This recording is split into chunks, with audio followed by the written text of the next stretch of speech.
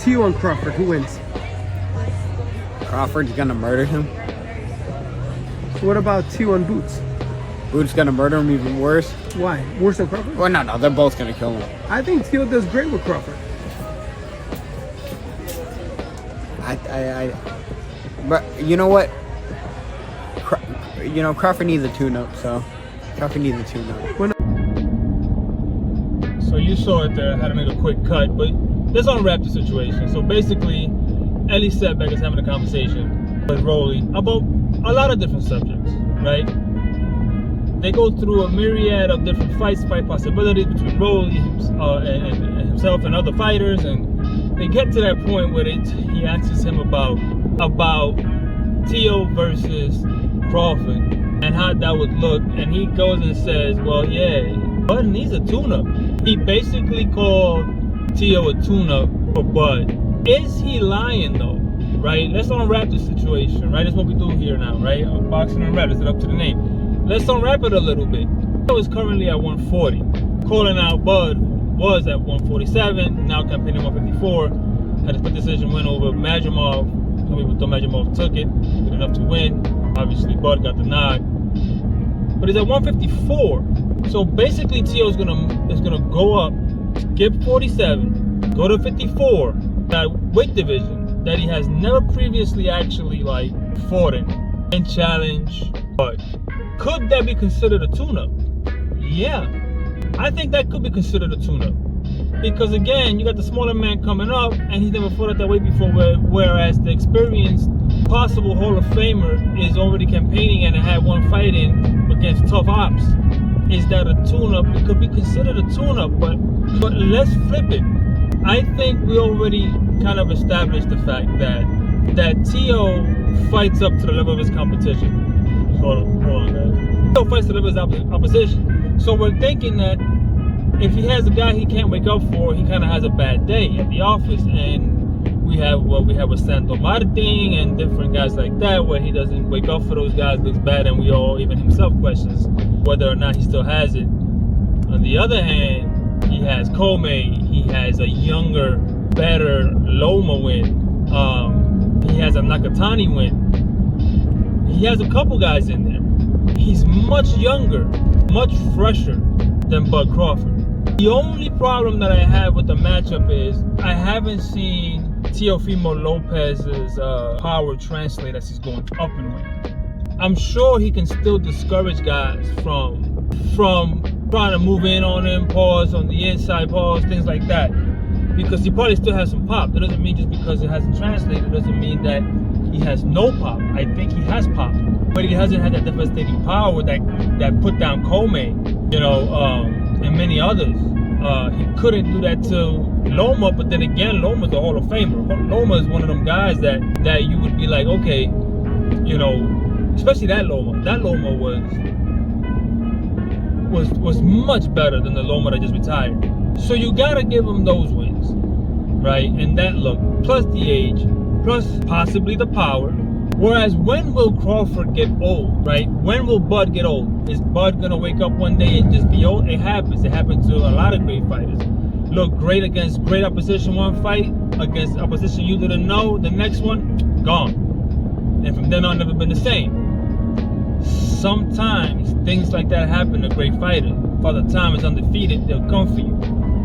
Loma understood this. I think that the retirement for Loma came, and let's digress a little bit here. The retirement really came with the fact that you realize he's not the best Loma that could have fought Tank a few years ago. And fighting Tank now will not be a best of himself, and therefore the risk of getting hurt or losing and then being told, see, you're not better than him, was too great. And it would be correct assessment. He wouldn't be greater than Tank at this moment because he is a past his prime fighter. At least he might think so. That's why I think he'd be tired. But we digress. We're just unwrapping the resumes here. Crawford has Spence on there. He has Majimov, who might be better. I want to see Majimov in this fight now. Let's see how good Majimov really is. So I want to see that fight. I want to see how good he actually is. If Majimov pulls off February 2nd something spectacular, we'll know that was the real deal. And hey, that makes Bud's win better. disputed in different weight classes. Yes, that counts for something, but a lot of the champions that Bud has fought before Bud were not much outside of Spence. After Bud, they didn't make a peep. So how good were those wins really? I'm not saying Bud is not generational. He seems to be. I'm saying we might be giving him so much more credit than he may deserve. And I know it can never happen, and we should never even think about it really. But put him in the 90s, Fernando Vargas. Put him in there with Tito Trinidad. Put him in there with Sweet Pete Chavez. Put him in there with a Prime De La Hoya. Put him in there with Money Mayweather, Pretty Boy. Put him in there with Pretty Boy.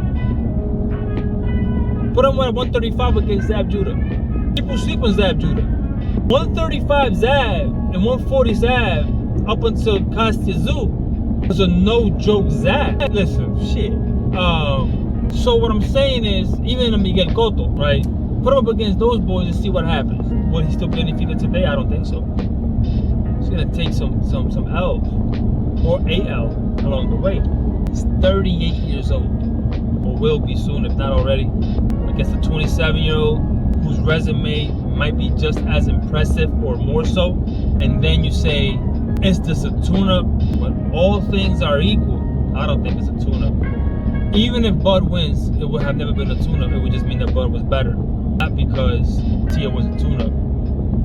Because I think Tio has a good chance of beating Bud at 54. Because Tio has a big frame and he can carry that. If I were Tio though, to make sure, I would take a fight before that, a tomato can, just get a camp in at that weight, and then go ahead and really campaign for that fight. But I think that might put him outside of the fight for too long, you know, because at that point, Bud might be getting desperate because he's getting up to an age to get a big major fight in. So, and even if that wasn't the case, Bud wasn't gonna fight him anyway, because he wouldn't pull the most money. It'll be the matchup you want to see, but Tio versus Bud at this point is not going to be the most lucrative fight for Bud, so it'll never happen that way. But I think a tune-up, no, that's crazy. Talk about Rolly, like Lord Rolly, like that dude. He talks like he's never been knocked out. He talks like he's never been hurt. All of those things. Like he has amnesia. He don't remember being beat at all. And he's just gonna say whatever he says, and that's what he's gonna do, what he's gonna do. But anyway, I just thought it was interesting what Rolly had to say there. I mean, tune-up, no way. But anyway, let me know down below. Do you think he is a tune-up for Bud? Or is it a pick and fight between him and Bud? Let me know in the comments, and I'll see you in the next video. I'm out. Peace.